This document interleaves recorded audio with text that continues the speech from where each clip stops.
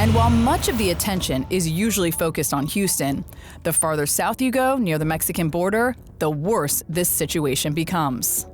According to a 2018 study by 24/7 Wall Street, this triangle from McAllen to Edinburgh to Mission, Texas, is home to the highest poverty and unemployment rates in the U.S., with a median household income that ranks in the bottom 10% nationally. Dave Malkoff visited nearby Sebastian, where the fight against flooding is inflicting a massive financial toll.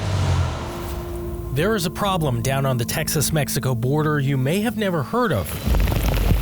The rain wasn't stopping. All the water started coming in, and I just wasn't prepared. Massive flooding in American communities so small they may not even appear on many maps. We've had two major floods that have affected thousands of homes. These floods have affected primarily areas known as the colonias. They might not have electricity. They might not have any kind of sewer. They might not have running water. And that's in the United States on this side, not in Mexico. Right. This is Sebastian, Texas, or at least that's what they call this one taqueria town.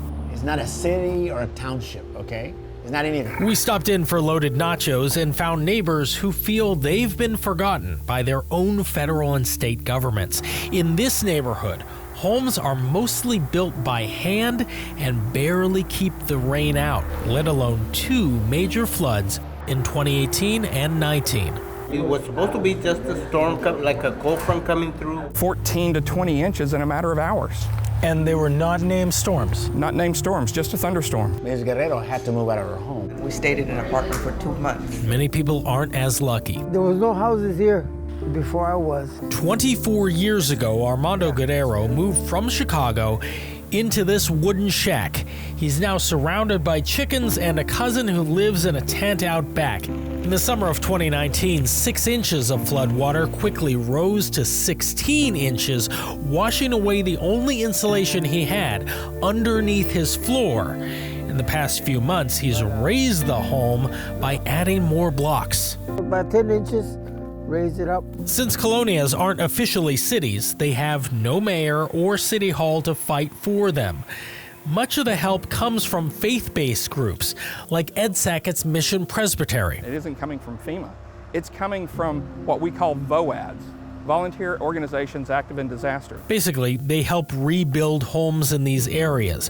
When the rain comes, Willacy County officials tell us these drainage ways push the water right past the colonias, and some of those systems have not been updated since the 1960s. We see a huge amount of flooding in the colonias because they are the floodplain. The United States is getting wetter. This is a look at the increase in days with 3 or more inches of rain nationwide since 1950.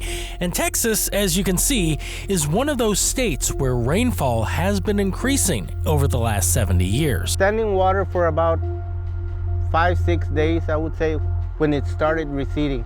What we can't show you is all the children living here, some of them packed into tiny 2-bedroom homes. All 9 people, 2 parents, 7 children, slept in these 2 rooms. As you can imagine, immigration status is an issue that prevents many families from getting the help they desperately need. Even if everybody has all their papers, they still live in fear of authorities and who might report them. And that brings us back here to the taco shop. 600, 700 platos, casi cada año. Owner Guadalupe Martinez reached into his own pockets to feed his community.